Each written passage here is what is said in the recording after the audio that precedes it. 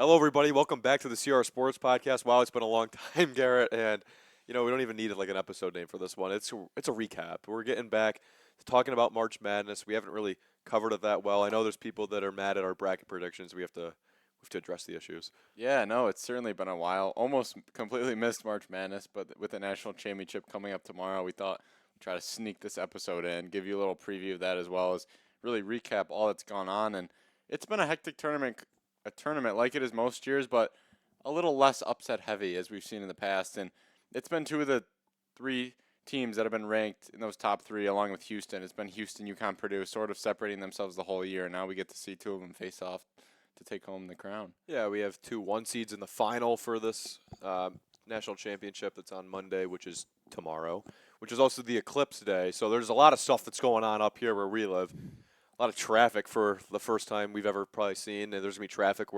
outside of Rochester because we're in this total eclipse line, I guess. But, yeah, that'll be interesting to see. And then we got a late night national championship and a day off of school. So you can really pregame it and, get excited and hype that game up all day on Monday. So a lot of stuff's going on. Our brackets, though, we did not talk about it to each other. We did not conference with each other. We wrote it down on pen and paper, and then we discussed. And it just so happens that we had the same exact Final Four and the same exact national championship and the same exact national champion. So that didn't work out for us. I don't even know. Did we even get a Final Four team? Yeah, 0 out of 4. And we watched a lot of college basketball, and it's something that's frustrating. I'm in my family pool right now, right? And there's nobody that's done worse than me besides two of my family members that basically picked like St. Peter's to win it all. And people they didn't watch any college basketball. And the people who don't watch a lot of college basketball in my family bracket, they're doing way better and they're like winning the whole thing and they actually have a really good bracket. So I don't know what it is. I feel like sometimes I just have a really bad year in March Madness. Last year I picked UConn to win it all, and I was right, but this year was rough for both of us. Yeah, I felt like this was going to be my year. It had been a couple rough years, and it was another rough year, this one. 0 Final Four teams, only a couple Elite Eight teams.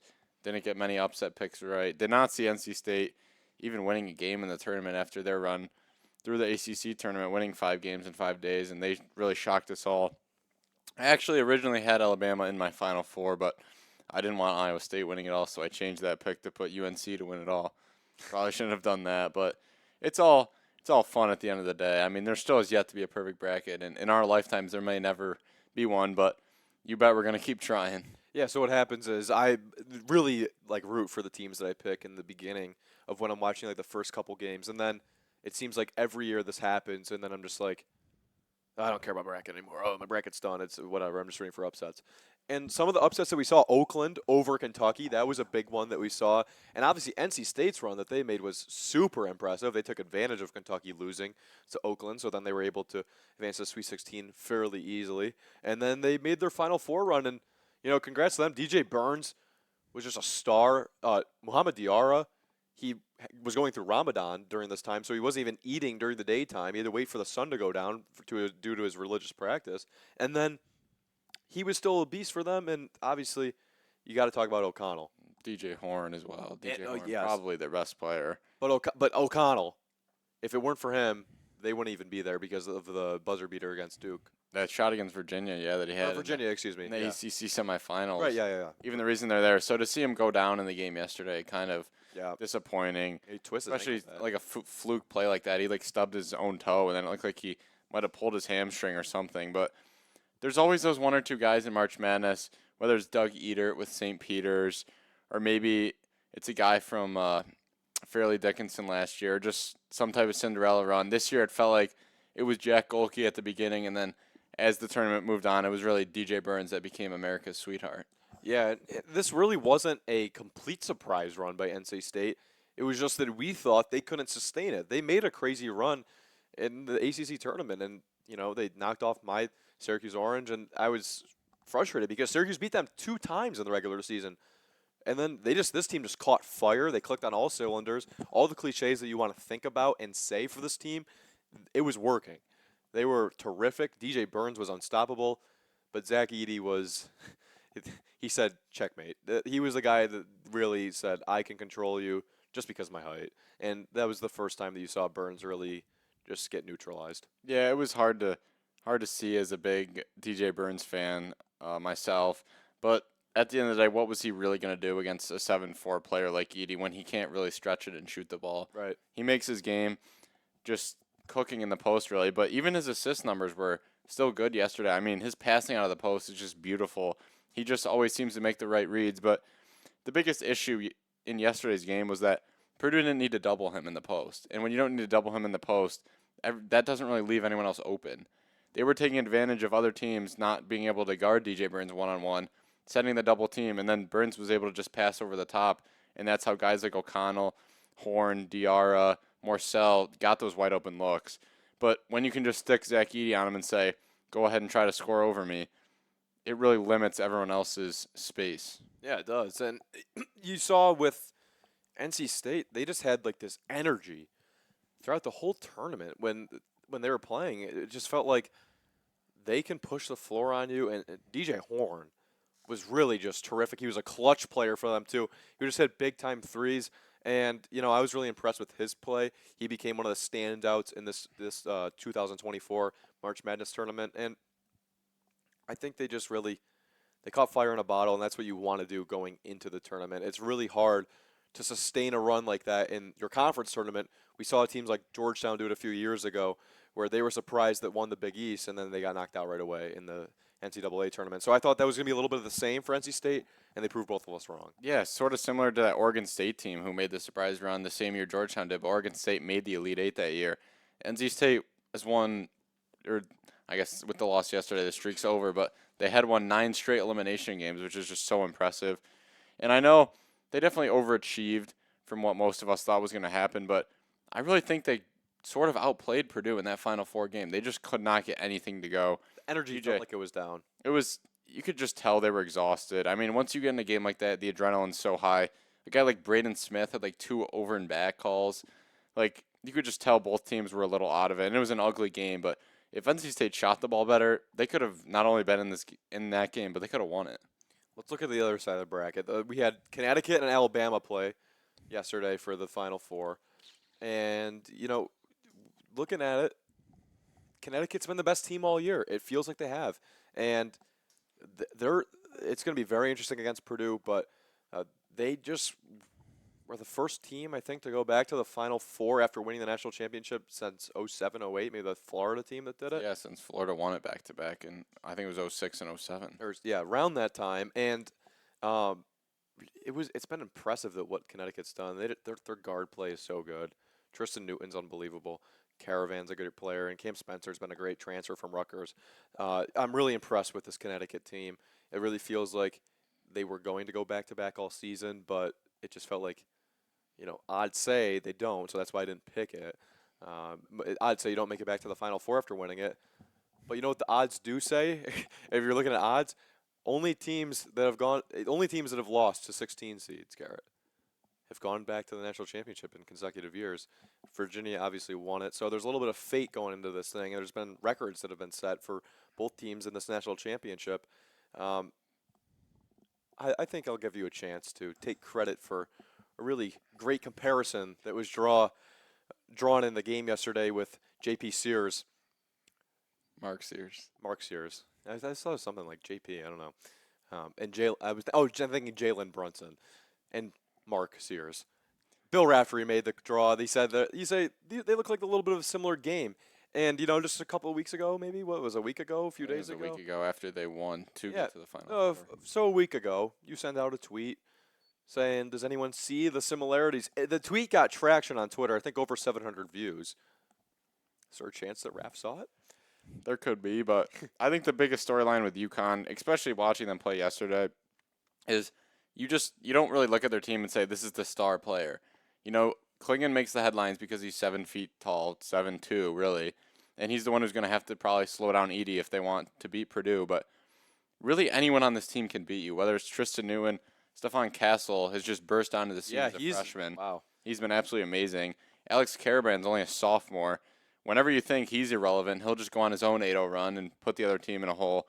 And then they have Klingon, they have Cam Spencer, like you mentioned, and even Johnson, the backup big off the bench, Diarra. there's just so many guys on this team that can beat you. It feels like anyone on their team can drop 20 in a game, and it wouldn't be surprising, which is really why I think UConn is going to go back-to-back and why Purdue is really going to struggle with them. Whenever you are watching UConn and you're like, oh, this guy hasn't done anything in a while, then he'll go on his own 6-0 run or 8-0 run just to stretch the lead even further, and then it'll be someone else. But they're not just sitting there feeding it to Klingon in the post every possession. He's just getting points when they come to him, and I think that's what makes this UConn team so special. And I think they have a great coach with Danny Hurley as well. I think he's really followed the lineage with the Hurley family, and he's next in line, and he already has been after winning a national championship. But I think they're going to go back-to-back. I got UConn over Purdue, but we got to talk about just like the runs that they've been on. They played a really good Illinois team in the Elite Eight against Terrence Shannon, and they just went on a 30-0 run. So those runs that you're talking about, it really does make sense. They can just at times spark like that, and it's really hard to stop. It's really unpredictable when it's going to happen because it's any player at any given moment. They have such a deep team. They have such a stacked team, and they really have the makeup for a team that can go back-to-back in March Madness. Yeah, I think we also got to talk about Mark Sears and the Alabama team and what a job they did. Nate Oates coming over from Buffalo, now the head coach at Alabama, heavy analytics guy. You see their shot chart they put up before the game. They've taken like 4 mid-range shots this whole NCAA tournament. That's crazy. Which is just unbelievable. They are complete run and gun. We want threes or we want layups at the rim, and it worked. It got them to the Final Four. They were in that game with UConn. I know the score might not suggest so, but they were really in that game only down 4 at half. They were playing really well, and Stefan Castle was sort of taking away Mark Sears. He got going a little more in the second half. But it just goes to show it felt like Alabama would grind it out for 3 or 4 minutes, Right. finally get back in the game. 30 seconds later, UConn would be back up 6 or 8. They would grind it out some more. UConn would just go on a quick run, and there's just so much talent on the UConn squad that it's really hard to see. But with, all these stars showing out in March Madness, I saw a graphic from the Elite Eight. There was only one team that their whole starting lineup did not have any transfers in it, and that team was the Duke Blue Devils. Purdue, 4 of their 5 players were actually did start out at Purdue. Lance Jones being the only transfer. Duke did good at Elite Eight. Yeah, Duke overperformed, I think, in the tournament from what we had saw, but it really just goes to show the power of the transfer portal. You look out, and DJ Burns did not start out at NC State. This is his 3rd school. DJ Horn, this is his 3rd school. That's crazy now. Even guys coming over from UConn. Tristan Nguyen, he didn't start out at UConn. Oh, and he wasn't even ranked coming out of high school, actually. Cam Spencer, grad transfer from Rutgers. The power of the transfer portal has just completely transformed this tournament. I know Purdue has a lot of guys who started out there, but it was just really weird to see. It just goes to show, I guess, the brand of basketball that Duke's built, that they get their guys to stay there. But They it's get just freshmen too. It's just a really dynamically changing game, and a team can go from being out of it to so competitive the next year, which we've both already seen it with our teams this offseason, players leaving. Yeah, the Quadir Copeland being one of them from Syracuse, kind of a surprise, and then Malik Brown. But they made additions with the transfer portal as well, getting Eddie Lampkin from Colorado, who actually balled out in the tournament. So this is the thing. It's a new age of college basketball with this NIL and with the transfer portal. What's going to happen is you're going to lose players that you don't think you'd lose, and you're like, this is a guy that I can count on as a senior that's going to be a great player. He can learn a lot, build a lot of muscle in the offseason, get better at basketball, work on a shot, get a better three-point shot, get better from the left side, get better on defense. Like, we used to be able to say that about college basketball players. We used to be able to say, this guy has a lot of talent, and we can make him perform later on in his career here. He's going to be a polished senior. And how many guys have you seen that at the Dukes, at the Virginias of the world, the Blue Bloods, 5-10 years ago, right? Those are the makeup of a team that went into the Final Four in the 2010s through 2020, right? Even I saw it with my Syracuse team. Michael Benajay was a guy that transferred from Duke. He didn't really get a lot of PT. He wasn't that good but when he was at Syracuse, when he was young and like a sophomore year. By his senior year, he was a great point guard for us. And, that's something that you saw. What you're going to need to do is it's going to matter a lot, and it's kind of the dirty side of it. Whatever team has the best NIL contracts that they're giving out to players is going to have an advantage in the transfer portal, and you have to have a charismatic coach. You have to have a good coach. If you don't, you're going to be losing guys left and right, and you're not going to be gaining guys. It's almost damage control for teams when they lose guys and when the transfer portal opens up. Yeah, it's been nice to see with the transfer portal, guys from smaller schools get other chances, but at the same time, Max Asmus being one of them.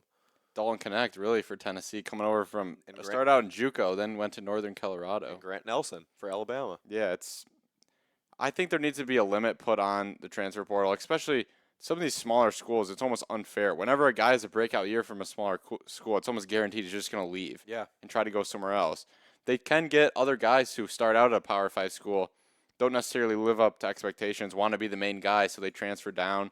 So it goes both ways, but I think the transfer portal, they either need to put a limit on it, such as you can only transfer one time without having to sit out or something like that, because there's guys who are going to play 4 years in college at 4 different schools. Well, let's remember what it was, Garrett, when it used to be if you transfer, you then have to wait a year. You have to wait a full year. You can't play. You have no eligibility. Cormac Ryan, when he first transferred to Notre Dame, he had to sit out a year. Where did he go before that? He went to Stanford, transferred to Notre Dame, had to sit out a year, then played 2 years at Notre Dame, had a year left, so he just went to North Carolina. Yeah, everyone, they did that a lot. I remember Pascal Chukwu. I met him when he in his non-eligibility year when I was sitting at a Syracuse game one time. Got a picture with him. He's like 7 feet tall, and it was like a cool thing. But it was like, I was as a younger kid, I was like, who is this guy? Because I haven't heard of him. Oh, it used to be he's one of the transfers. He's just like kind of sitting here. He's like kind of like a cheerleader for us this year as he just watches the games. Now it's you transfer and you go. It's a plug and play, and it's something that is good and bad. Like you just mentioned, Malik Mack being one of these guys from Harvard, one of the best point guards in the country as a freshman, he's gone like that, and everyone's trying to get him. So he can chase a bag, he can chase money, he can try to get what he's worth, but it makes it a little bit more dirty, I think, with the whole what are you playing for in college basketball, and it makes it harder for a lot of schools. Yeah, and you got guys like Bronny James even entering the transfer portal, someone who just maybe they don't have the year they have. He was terrible at They USC. want to have. He was certainly underwhelming for what. But I also feel bad for him too, because the spotlight on him is more than you'd ever see for any other player. Yeah, and he had that heart problem too, like right before the season, which was you don't want to see anything like that ever happen again. But it's just interesting, and with NIL, the schools with money really talk. So the schools with more money are generally just going to get the better players in the transfer portal, and even guys, someone like Zach Edey, who realizes, I'm probably not going to have a ton of success in the NBA. Why wouldn't I stay 4 years in college where I'm probably going to make more than $1 million a year just from NIL in college? Oh, well, where it's really apparent is the WNBA. Yeah. And we have to talk about the women's college basketball scene right now because it is special. Caitlin Clark has brought attention and awareness to this game like we've never seen. She's had a historic run. Unfortunately, she lost today in the national championship. I kind of feel bad for her because it's her second straight year losing in the championship game. But she has brought such an attention to women's college basketball, and they got unbelievable ratings. I think they were expecting over 10 million in the LSU Iowa rematch in the Final Four. Or was that to go to the? It was in the Elite Eight. I Yeah. think it got more than 10 one of the Nuggets Heat game last year in the finals. in definitely more than the World Series game between the Diamondbacks and the Rangers. Some of them. Mhm. So it's really impressive what's going on, and all credit really goes to Caitlin Clark and this whole Angel Reese rivalry. The thing that everyone is talking about is that the WNBA, women's sports, women's basketball. They don't have these long-standing historic rivalries that you have in the NBA, you have in college basketball. It's kind of now becoming a thing. And this is where I think the sport could possibly really catch traction. I want to know what you think, Garrett. I think that this Iowa, LSU, but really Caitlin Clark and Angel Reese rivalry, they're both going to the WNBA. Clark is a shoo-in to go to the Fever in Indiana with the first overall pick. And I don't know where Angel Reese is going to go. It's not exactly sure. But Caitlin Clark is obviously the first overall pick. She's been like the best women's college player of all time. I think that this could almost, maybe not exact parallel, but Magic and Bird-esque. They had that rivalry in college. And I think if you get a storyline, I'm not saying they're that good or whatever. I think Caitlin Clark is much better than Angel Reese in my opinion. But they're completely different games. I'm just saying you have a rivalry here. And if you see that go in the WNBA, next time they play, everyone's going to be like, oh, Angel Reese and Caitlin Clark are playing. Like, there's been drama that's gone on. There's been attention that's been brought to that. And I think it's something that's really interesting. And I think WNBA is in all favor of it. They're excited. And they might, I'm not sure. I don't know what you think. but I think that they might get a little bit of traction with that whole scenario rivalry because that's something that they don't really have. They just have teams that they created recently. They don't have long-standing historic rivalries. So if there's a rivalry that is coming into the WNBA, I think it could be a little bit of fun. Yeah, that's a really good comparison because Bird and Magic sort of saved the NBA. It felt like the NBA was really on the decline, not as much excitement coming into the 70s and 80s, and then all of a sudden those two got drafted after Michigan State and Indiana State faced off for the national championship, and it really put the league back on notice. But just going back to your point about March. But the only thing is, though, Garrett, I will say this: the Celtics and the Lakers they had a huge rivalry before that, so they went to the perfect teams. Yeah, that also did help. But Yeah. the women's NCAA tournament, I think, sort of peaked this year. Hopefully it gets the same attention that it does this year, but it just felt like the perfect year with players like Juju Watkins at USC, which she had done as a She freshman. was great. Cameron Brink at Stanford. You mentioned Angel Reese. Paige Beckers at UConn. Camila Cardosa, South Carolina, undefeated season. 38. And then obviously Caitlin Clark at Iowa. I'm a Notre Dame fan for pretty much for every college sport. And True fan. usually when it comes to the women's tournament, I'm just following Notre Dame to see where they go. I had baseball practice today. I was itching to get out of baseball practice so I could go home and watch the women's national championship. Everyone was. That it was like 3:00. I wanted to be on my couch watching TV because of the storylines of that game, of how good Caitlin Clark in the women's game is getting. It's not just her. I mean, just watching all the other girls on Iowa as well. Women's basketball is becoming very competitive, and I think with the transfer portal and NIL as well, we're getting the best players on the best teams thrown in the spotlight. So hopefully we can sort of hit that transition to the WNBA.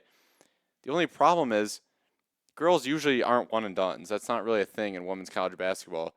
And with how little you make in the WNBA, girls are going to want to stay in college as long as possible. But they could make more money with more awareness and more views. That's what it is. If they think that they're going to be getting 10 million viewers on a WNBA game or a WNBA final, they're going to be getting paid more. That's how it works. They're going to be able to get more brand deals. And Caitlin Clark is going to get rich. She is going to be rich. She's never going to have to worry about money. I guarantee it. She's going to have brand deals and a half. Yeah, well, people like her aren't going to have to worry about money, but maybe the other players on Iowa who have sort of popped off and their, notoriety has increased playing alongside Caitlin Clark, they can make six figures staying in college. You're right. Just based off what Iowa has done and what Caitlin Clark has done to put them on the map. Yeah. If they just want to, I have a COVID year, okay, I can go make $500K in NIL deals, or I can go try to make the WNBA where I'm not even going to scratch that surface. Or if they might not even be able to play. Like some of the Iowa players, like Gabby Marshall. Let's just think of her. Great defender. She was a great key piece for this team. Is she going to be a WNBA player? And, is she going to really want that? I don't know. I mean, maybe Gabby could come on the Sierra Sports podcast and talk to us about it. But I see, she's getting, a brand deal. This is something that, would not have happened in previous years, let's say even 5-10 years ago in women's college basketball. So it's something it's progress, and it's really exciting to see for them because no one was expecting this. It wasn't like everyone's like, Caitlin Clark is coming, Caitlin Clark is coming. No, she, everyone was like, whoa, who is this? This girl is unbelievable. She has one of the best jump shots you've ever seen, and she's just a pure shooter. Does it regardless of man or woman. She's a beast from deep, and she's fun to watch. And she made this women's NCAA tournament, I think, one of, if not the best of all time. It's a shame she didn't win. I was rooting for her. I think just wanted to cement the legacy with at least one championship, but she did it in so many different ways. She certainly changed college basketball on the women's side forever. We're dealing with colds right now. Excuse me, a little bit of a cough. Wow. First sound of the scene. This might be one of the first times where I know the ratings were higher on the men's side, and it's probably always going to draw more attention than the women's, but it felt like, the men's was up here and the women's was down here. That gap's starting to narrow, especially with this Final Four in men's. We can all agree it wasn't great. It wasn't great. I think the women's Final Four is more exciting to watch. I'm going to be honest with you. The storylines in the women's Final Four were far more exciting, and just the fact that it was Camila Cardoso, it was Caitlin Clark, those were their final college games. They're never going to play college basketball again. And a lot of people don't watch the WNBA, so you're not really going to follow them. I think Caitlin Clark is certainly going to bring more attention to the WNBA, and you're going to want to watch her. But just watching them suit up for their college programs one last time, it really sucked a bunch of fans in. I think the WNBA is hoping and praying, Garrett, for this. They really, really want Angel Reese and Caitlin Clark to be in like the finals like year one. If they were going up against each other, I mean, there's people. I'm tuning into that. Even if I don't watch I probably won't watch a single WNBA game before that. But if there's like these rivalry stories and they have two great teams, it's like East, West. I don't. Is that how it is in the WNBA? Or I don't even know. But if it's like in the NBA, let's say they're going to the NBA. She goes to the Celtics. She goes to the Lakers. It'd be really exciting to see that early on in their career and final. So I think it's something that we have to watch. And I think maybe a year from or whenever their final is, I think it's in the summertime. Yeah, they'll move right into the season. You know, the draft happens pretty much, I think it's next week or 2 weeks. It's April 15th, so I guess 8 days from now. Oh, okay. They burst onto the scene, and the WNBA season is in the summer, but we apologize for our little knowledge on the WNBA. A comparison I'd make is even Sabrina Ionescu. Imagine, see how big she was in college, and she's sort of slowly fading off the scene once she got into the WNBA because Brianna Stewart. There's just it's at UConn. She was huge too. Women's college basketball feels like it will always be more important and draw more attention than the WNBA. Yeah, I mean that's a chance, Garrett. But you know what the thing? He's got a nasty cough, right? Where were you? You were at Myrtle Beach for spring break for the baseball team. Did you catch a cold? Is that what's going on? I had it going down there. It didn't get erased. Well, I kind of got I got a little cough going on too. I was in New York. Let's transition here. That's a little weird, bit of a segue. But what's going on is he's on his deathbed practically at my house, and as we're doing this podcast. But I went down to New York, Garrett, and I watched two of my teams play. Knicks is kind of a new thing for me. I mean, I've always followed them like a little bit from afar, but the past, I don't know, 2 years, 3 years, I'm like, I've been watching more than with the Yankees. Obviously, I've watched a lot of baseball. I went to the Madison Square Garden for the first time in my life for the Knicks and the Kings on Thursday night. Hands down, best sporting experience I've ever been to. And that's not just because the Knicks had a 21-point comeback and Jalen Brunson went off and Josh Hart went off. And Dante DiVincenzo went off, a Warrior great.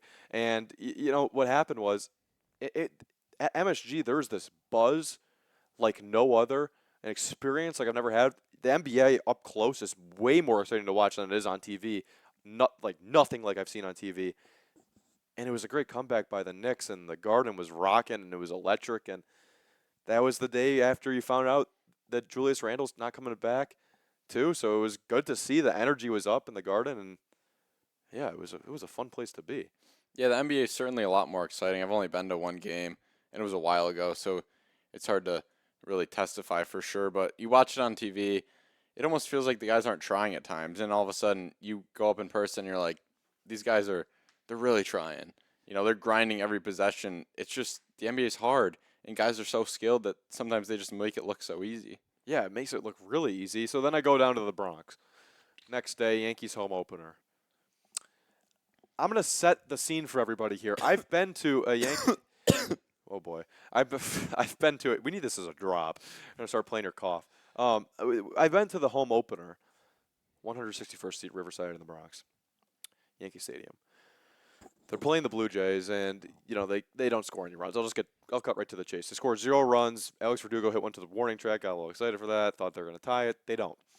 This has been 18 straight innings, 2 straight games that I've been to. The last game I went to was in 2022 against the Astros. They got no hit. So it's been 18 straight innings of no run baseball. I know you had a little bit better of luck, though, Garrett, with your Orioles as you caught a game. Yeah, I did see the Orioles take on the Angels. The Angels felt like a very sad team at the time. After that game, they actually won 4 straight, but they've come back to earth a couple games against the Red Sox. So the O's. But it was, I mean, they're off to a rough start. I'd like to see them pull up a bunch of their players from AAA. They might have the greatest AAA squad of all time, and they're just letting those players sit there. But it's a biased opinion, but I think Oriole Park at Camden Yards is the greatest park in all of the MLB. So beautiful. You got the warehouse behind it. Yeah. I was able to get a ball during BP. One of my guys down working on the field threw one up to me, so that was pretty electric. Oh, and that's then, great. Gunnar Henderson was able to go deep first batter of the game for the Orioles was a home run, so that was a lot of fun. I think it's gonna be a good year for the Orioles. Very excited. Where were we sitting? The bird bath? I was not sitting in the bird bath. Oh. Those seats are a little more pricey. We were Really? It's outfield though, right? Yeah, it's in left field somewhere, which the Orioles left field is deep. It's like Yeah. 398 now to They should left, never change which that. is insane. But we were right behind the first base dugout, maybe 25, 30 rows up. Got Oh. myself a crab cake. I think it was in the that's- seventh inning or so, and the Orioles cruised to a 13-4 win. So a nice experience for sure. Hoping to make it down to more games there. Definitely in the future. It's a really nice ballpark. I have yet to go to Yankee Stadium. I've been Is yet it- to go to Camden Yards. Is a place I would like to see. Maybe if my Orioles are playing there, they can take down the Yankees Probably would if I went. My bad luck. in Yankee Stadium. But I think we both had some exciting trips. Hopefully, we can get Oh, some more man. consistency. Hopefully we can get healthy. How about with that? the podcast and hopefully healthy as well. Yeah, we apologize. We haven't really uploaded. It's been busy. As we're dying here on the scene at the CR Sports, a lot of the reason for the absence, it was really due to a lot of stuff that was going on. Congratulations to you, Garrett. Obviously, with the Victor basketball team, we're going back to back in sectionals. That was one of the things that we couldn't upload for a little bit, but I know that was a fun run, and your basketball career in high school is officially over. Anything you want to say on that? Are you a little sad about it, or? Definitely sad, but I'm excited to follow you along in tennis this spring. Yeah. Hopefully, bring home that block. We're off to a shaky start so far, and the tennis team for myself. We're 1-1. We got a nice win before break, but It's not about how you start; it's about how you finish. Garrett. Actually, sorry about that. It's about getting 1% better every single day, and I'm just looking forward to practice on Tuesday. So that's something that we're looking forward to. That's something that you should all be looking forward to. CR Sports Podcast is back in action. And also, I forgot to mention, congratulations to you on committing to Connecticut College to play Division III basketball next year. Congratulations to you on your acceptance into new house. Yeah, it's still not officially decided that yet, Well, but it's likely. it's up there. Yeah, Admitted Students Day makes it sound pretty official. yeah. We just gotta we'll see what's going on. It's gonna be fun. Thanks for listening, everybody. It was a pleasure as always. Hopefully, we didn't get you sick through your screen at home, but we'll see you soon. Yeah, hopefully we can get healthier and pump out some more podcasts. It'll be fun. See you guys.